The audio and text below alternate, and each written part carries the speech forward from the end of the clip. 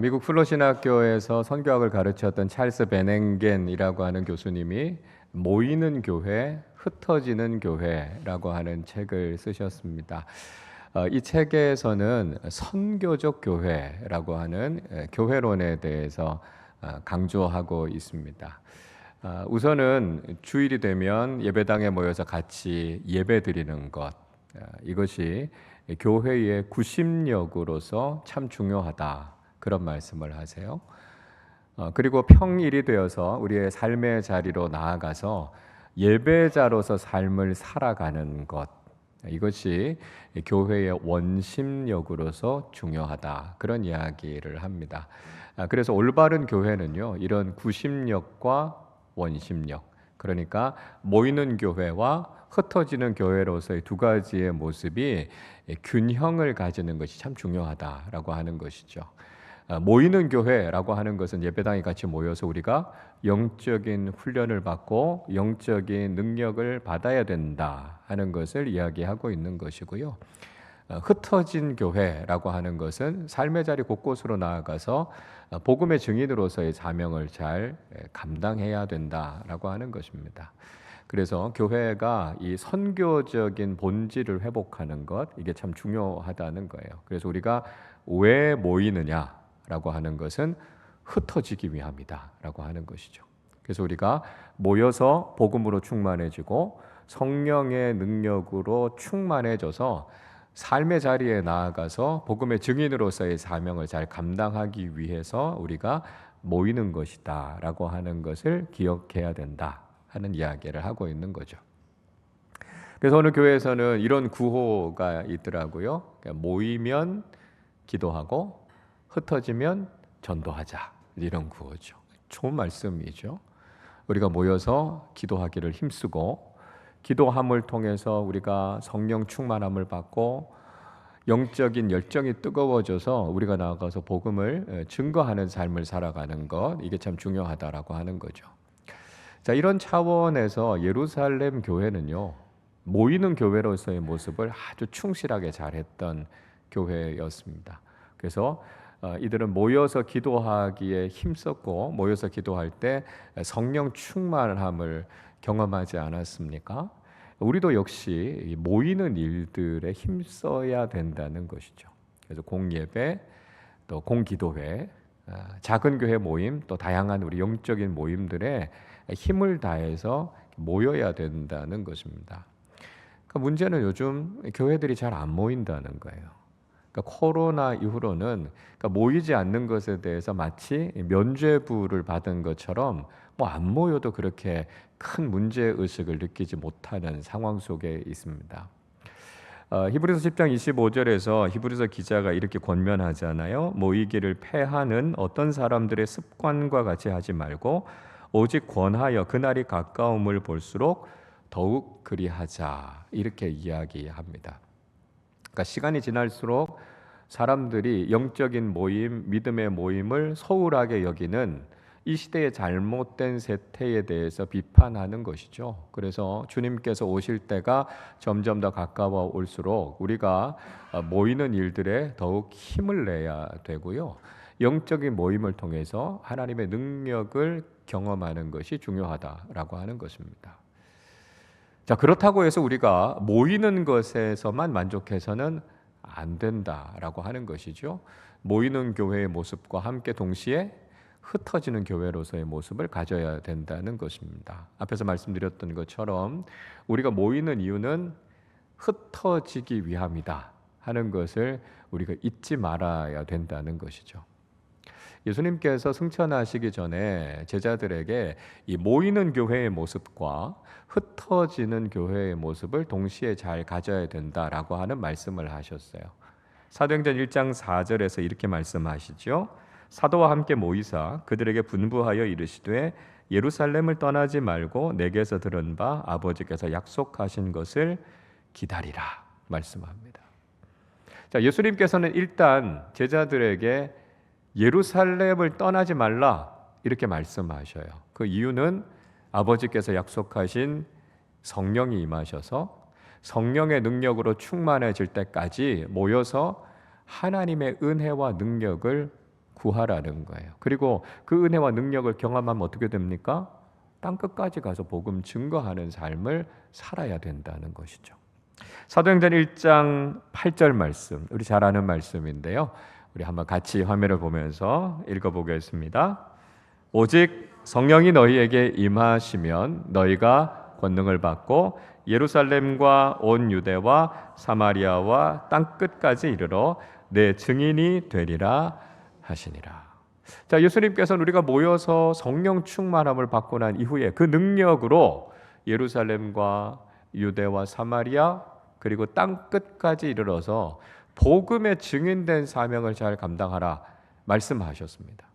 예수님께서 말씀하신 것처럼 예루살렘 교회는 오순절 성령 강림 사건을 경험했고요. 그들이 성령의 능력으로 충만해졌습니다.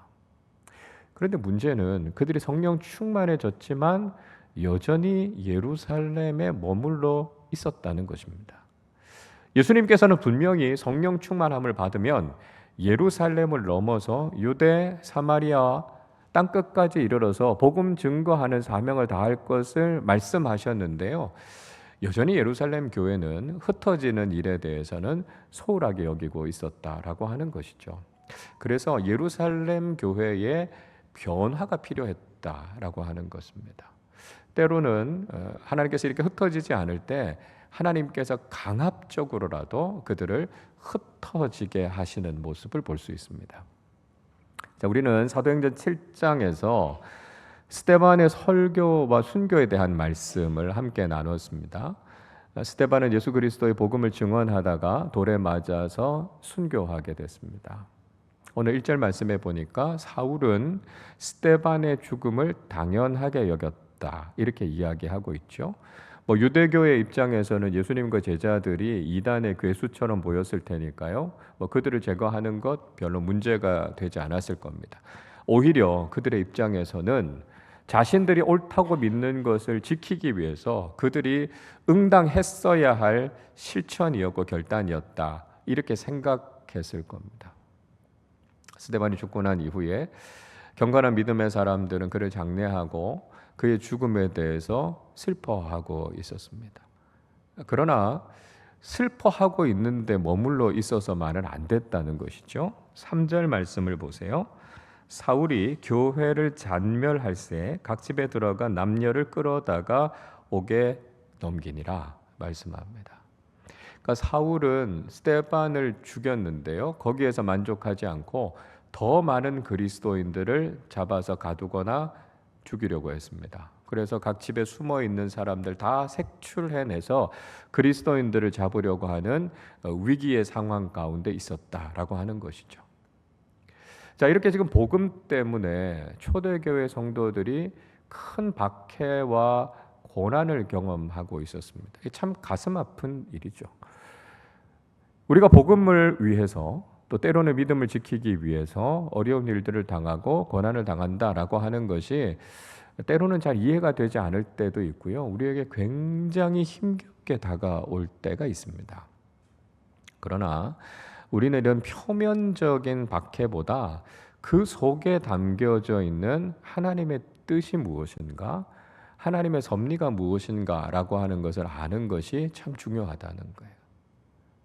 겉으로 보기에는 예루살렘 교회에 지금 큰 박해가 닥쳤지만 하나님께서는 이 일을 통해서 아주 중요한 방향 전환을 이루고 계신다라고 하는 것을 우리는 발견하게 됩니다. 자, 1절 하반절 말씀 같이 읽어보겠습니다. 그날에 예루살렘에 있는 교회에 큰 박해가 있어 사도 외에는 다 유대와 사마리아 모든 땅으로 흩어지니라. 예루살렘 교회에 큰 박해가 있었다. 그렇게 말씀하고 있습니다. 이 핍박은요, 예루살렘 교회 사람들에게 굉장히 위협적인 것이었습니다. 그래서 몇몇 사람들, 사도들을 제외하고 대부분의 교인들은 다 예루살렘을 떠나게 됐어요. 그래서 유대 땅으로 사마리아 땅으로 도망가게 됐다라고 하는 것이죠. 이 일을 통해서 비로소 예루살렘에 머물러 있었던 복음이 유대 땅으로 사마리아 땅으로 확장되어져 갔다라고 하는 것을 볼 수 있습니다. 하나님께서는 그들이 복음을 예루살렘만이 아니라 유대와 사마리아 땅끝까지 전하기를 원하셨다고 말씀하셨잖아요. 예수님께서 그들에게 선교의 비전을 주시지 않으셨습니까? 그런데 그들은 여전히 예루살렘에 머물러 있었다는 거예요. 그런데 예루살렘에 박해가 임함을 통해서 비로소 예루살렘에 머물러 있었던 복음이 유대 땅으로, 사마리아 땅으로 확장되어져 갔다라고 하는 것을 볼 수 있습니다. 그러니까 하나님께서는 때로는 이 박해를 통해서도 하나님의 뜻을 이루어 가신다라고 하는 것을 우리가 알 수 있다라고 하는 거예요. 하나님께서 박해를 허락하시면서까지 그들에게 주셨던 선교적인 사명을 감당하게 하셨다라고 하는 것을 우리가 확인할 수 있게 되는 것이죠.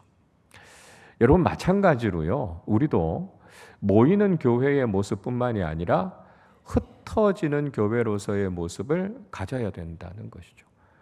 우리가 모여서 성령의 충만함을 받아야 되지만 동시에 우리에게 그런 성령의 충만함을 허락해 주셨다면 이제는 우리의 삶의 자리에서 우리가 만나는 사람들에게 복음을 증언하는 이 사명에 충성을 다해야 된다라고 하는 것이죠. 근데 우리도 이런 흩어진 교회로서의 사명, 복음을 전하는 사명을 소홀하게 여길 때가 있다는 거예요.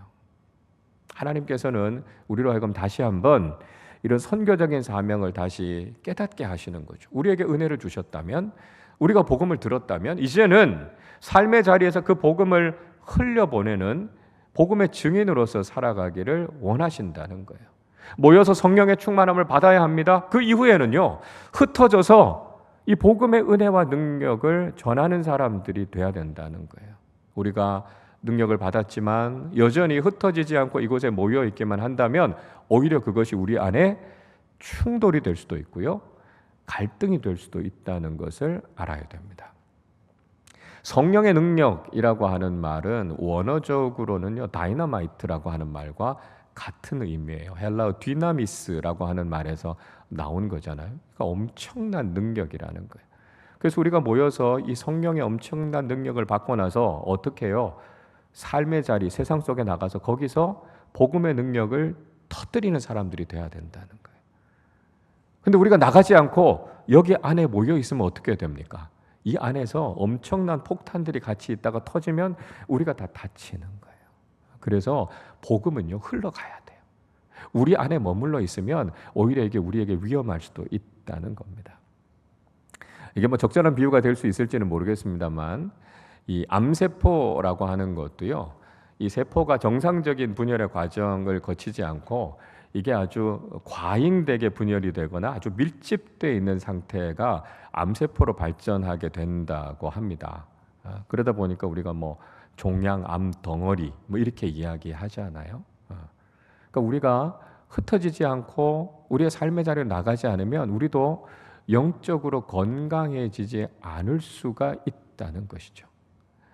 그래서 우리가 자꾸만 흩어지고 나누어져야 된다라고 하는 거예요. 그래서 우리의 삶의 자리에서 복음의 능력을 삶으로 살아내는 사람들이 돼야 된다는 것이죠.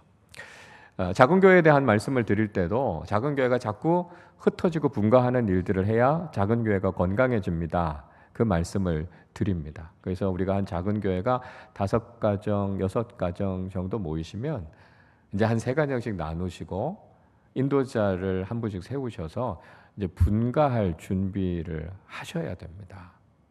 근데 우리가 이제 한번 모이면 잘 흩어지시지를 않잖아요. 그래서 이제 분가하셔야 됩니다. 작은 교회가 나눠져야 됩니다. 이렇게 말씀하시면 별로 안 좋아하세요. 그래서 우리 작은 교회는 나누면 안 된다고요. 우리 작은 교회 나누면 목사님 저 교회 안 나올 겁니다. 이렇게 협박하시는 분들도 있어요.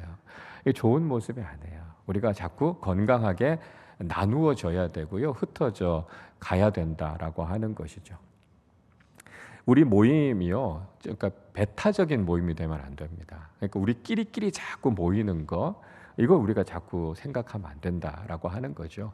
신앙의 모임, 영적인 모임은요, 폐쇄적인 모임이 되면 안 되고 개방적인 모임이 돼야 됩니다.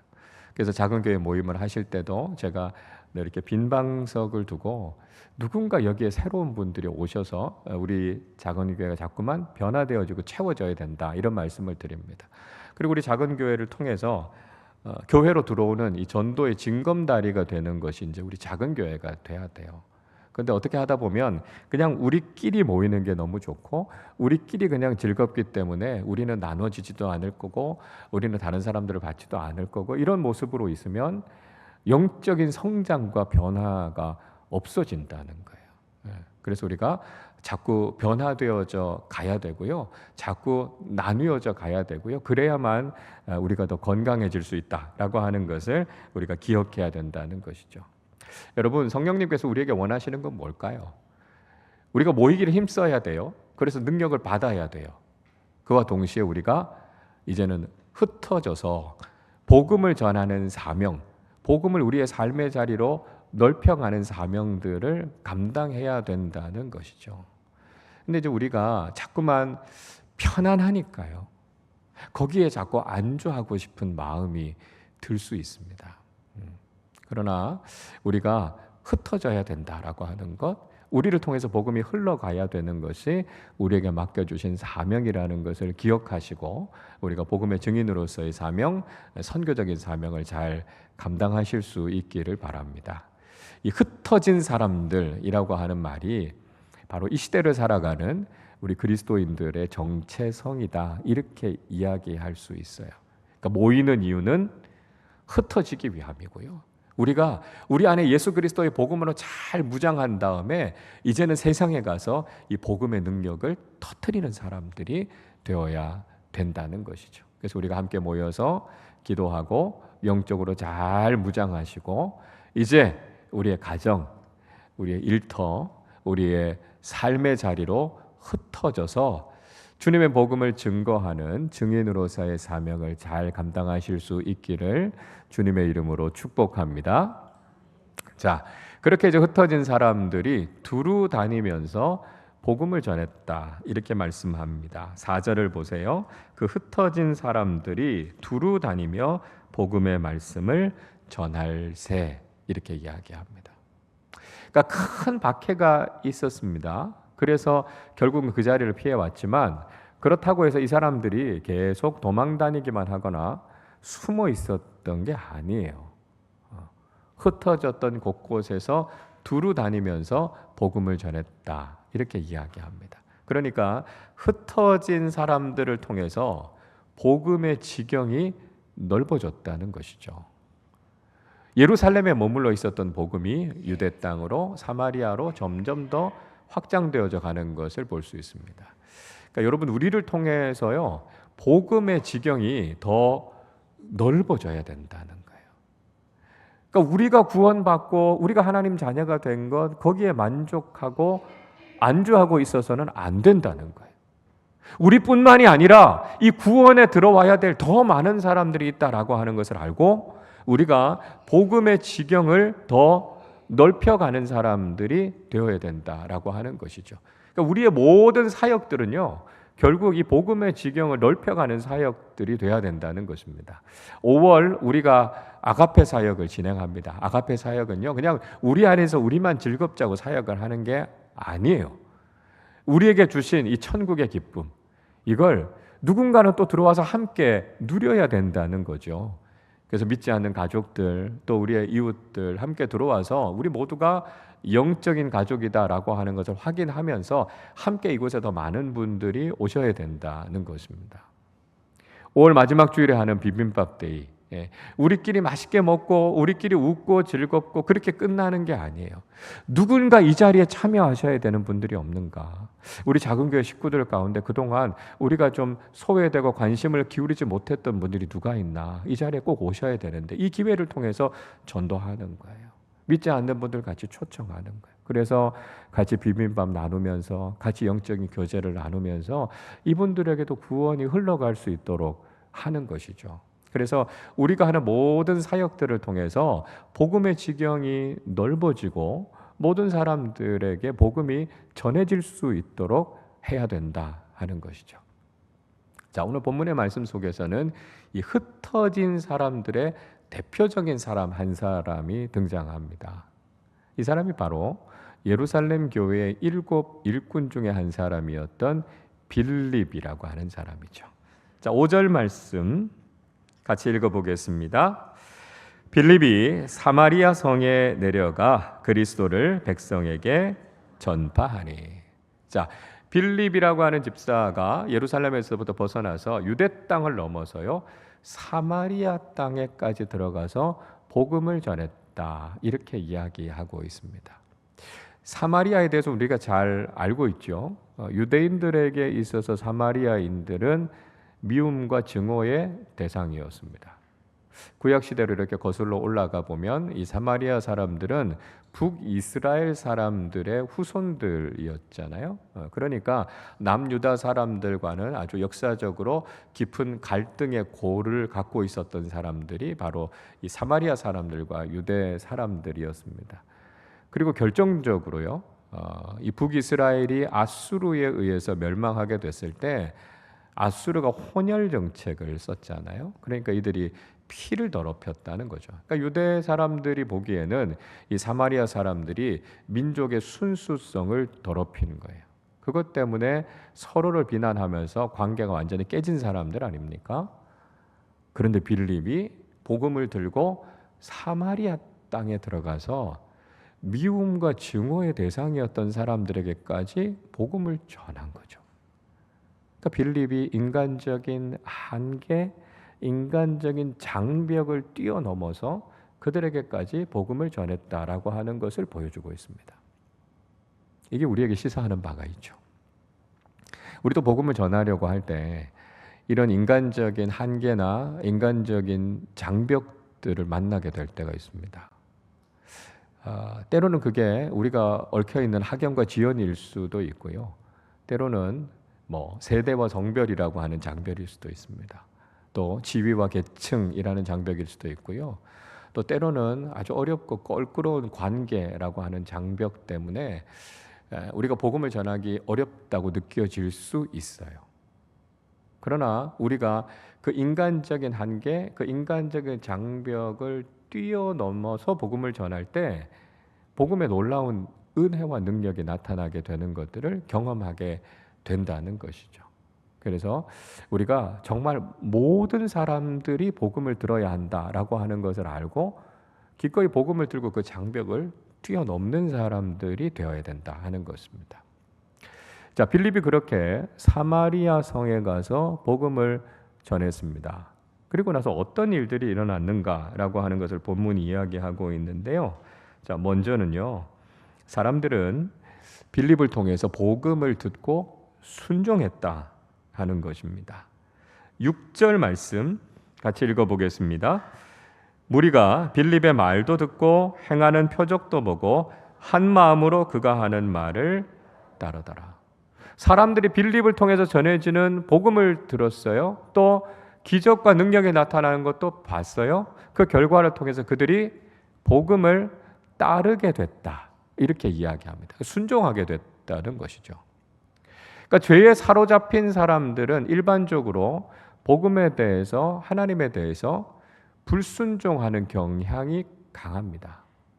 그런데 복음에 헌신된 전도자를 통해서 그들마저도 주님 앞으로 돌아오게 되는 놀라운 일이 일어나게 된 거죠. 그래서 사람들이 가지고 있는 상식, 또 선입견을 뛰어넘어서 복음에 충성하는 사람들을 통해서 정말 믿기 어려운 사람들, 그러니까 정말 돌아오기 어려운 사람들도 역시 회개하고 돌아오는 역사들이 일어나게 된다라고 하는 것을 볼 수 있습니다.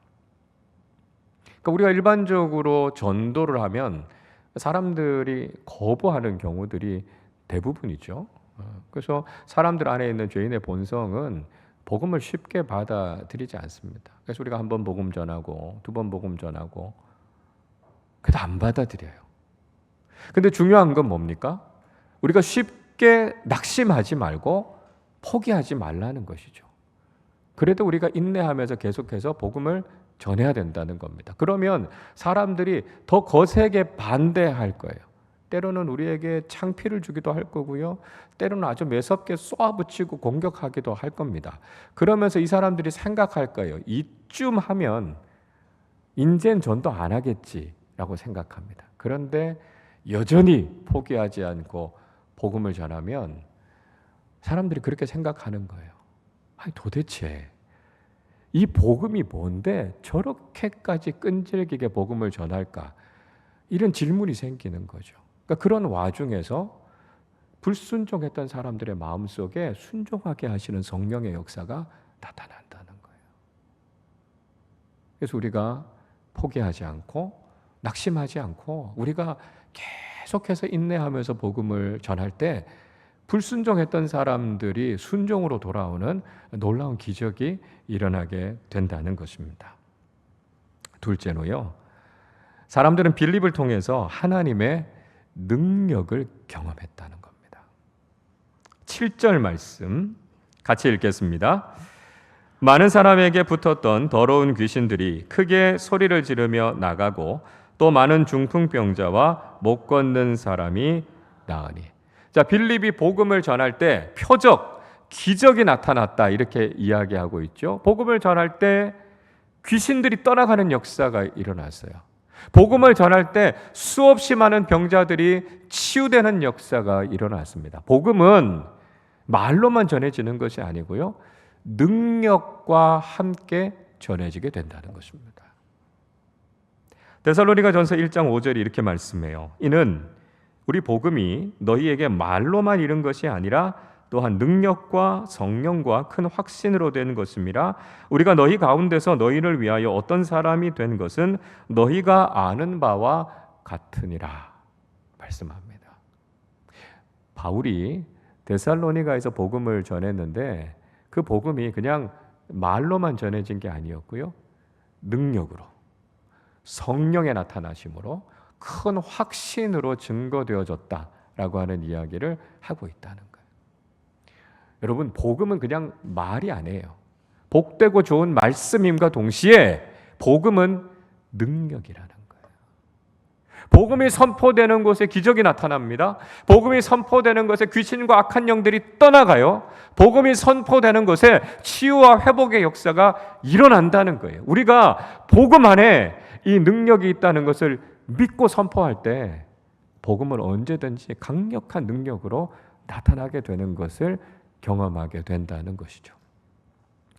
특히 선교지에서 이런 능력 전도들이 참 많이 나타나는 걸 보게 됩니다.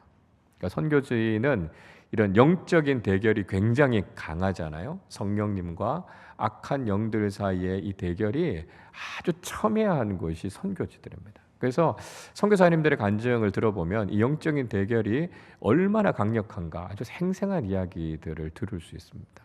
간혹 우리가 팀들을 데리고 단기 선교를 가봐도 그걸 느끼게 돼요.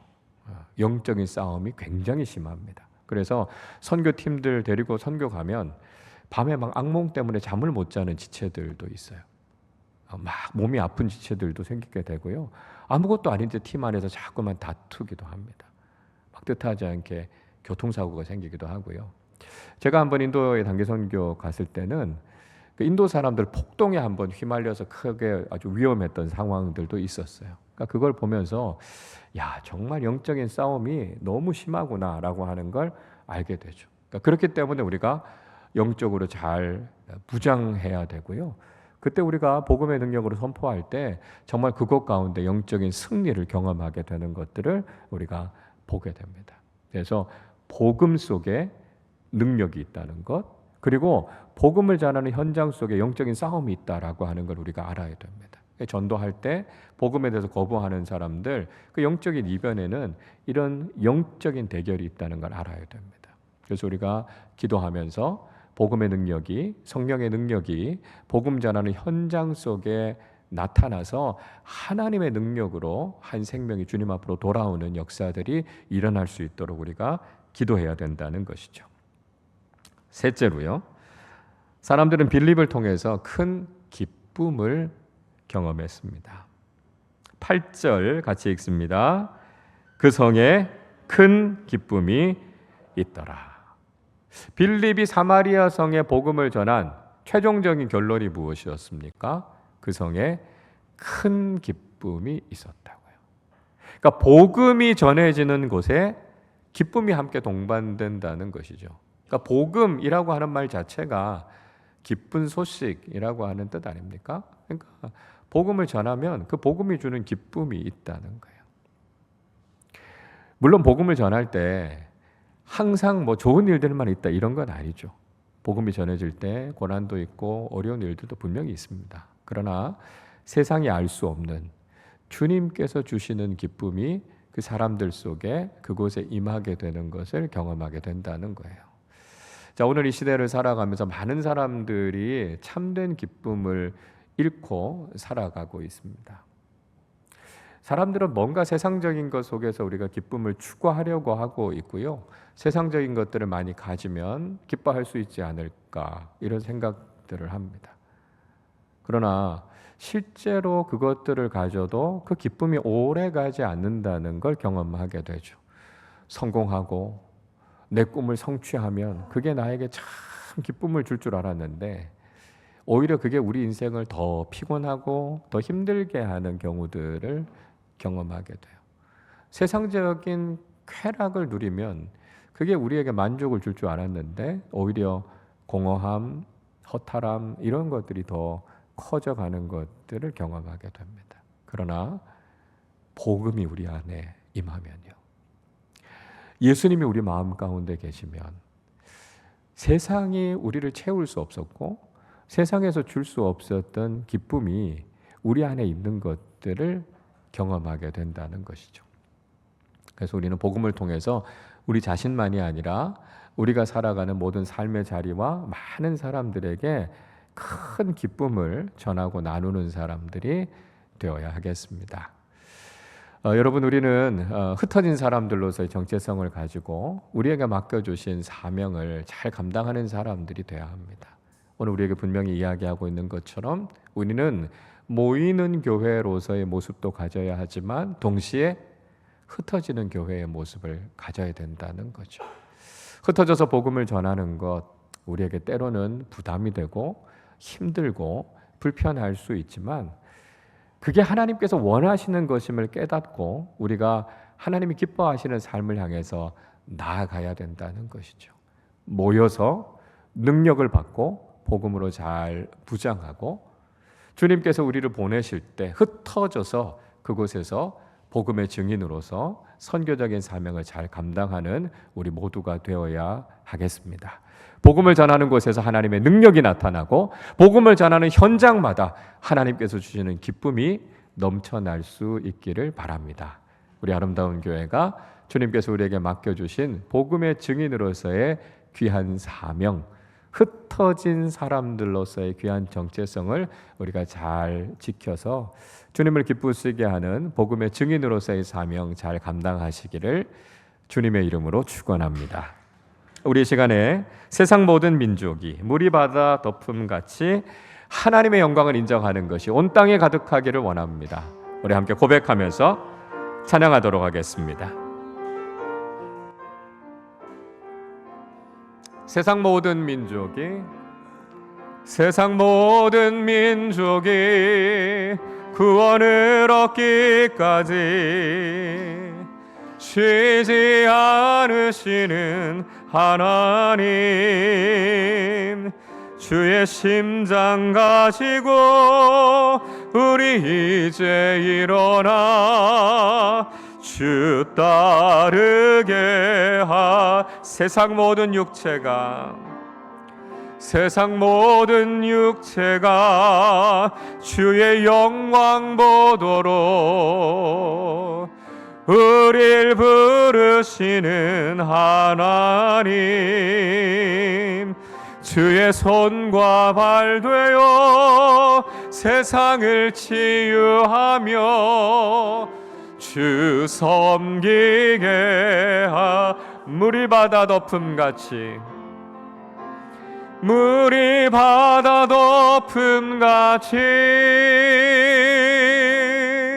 여호와의 영광을 인정하는 것이 온 세상 가득하리라. 물이 바다 덮음같이 물이 바다 덮음같이 물이 바다 덮음같이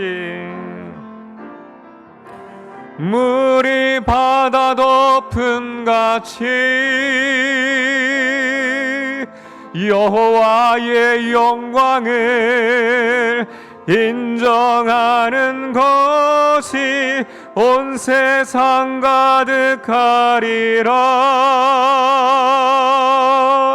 물이 바다 덮음같이 물이 바다 덮음같이 물이 바다 덮음같이. 우리 말씀을 생각하면서 함께 기도하겠습니다. 우리는 모이는 교회로서의 모습만이 아니라 흩어지는 교회로서, 흩어진 자로서의 정체성을 가진 믿음의 사람들이 되어야 하겠습니다. 우리가 함께 모여서 기도하고 복음으로, 성령으로 충만한 능력을 경험하고 주님께서 우리를 보내시는 삶의 자리 속에서 복음의 증인으로서, 흩어진 사람으로서의 사명을 잘 감당하는 사람들이 되게 하여 주시옵소서.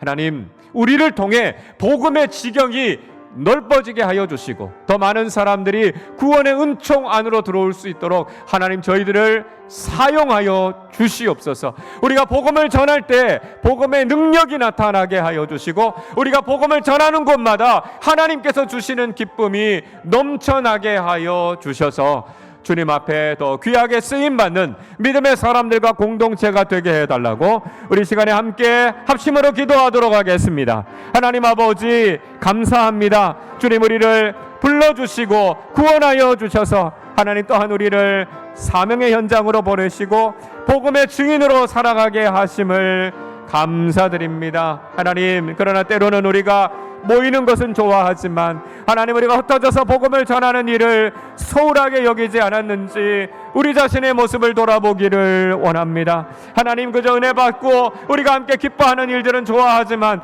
지금도 죄와 사망 가운데 빠져있는 사람들에게 예수 그리스도의 구원의 복음을 증거하는 일을 위해서 하나님 우리가 헌신하지 못하고 충성하지 못했던 우리의 모습을 주님 용서하여 주시옵소서. 하나님 아버지, 우리가 흩어진 사람들이라는 정체성을 가지고 하나님 우리를 보내시는 그곳에서 복음의 증인으로서 선교적인 사명을 감당하며 복음을 증거하게 하여 주시옵소서. 하나님, 우리를 통해 복음의 지경이 넓어지게 하여 주시옵소서. 구원의 은총 안으로 들어와야 될 많은 사람들이 있습니다. 하나님 아버지, 그들에게 우리가 복음을 흘러가게 하는 사람들이 되게 하여 주셔서 더 많은 사람들이 구원의 은총을 경험하게 하여 주옵소서. 하나님 아버지, 우리가 복음의 능력을 믿고 선포할 때 하나님 복음의 능력이 전도의 현장들마다 나타나게 하여 주시옵소서.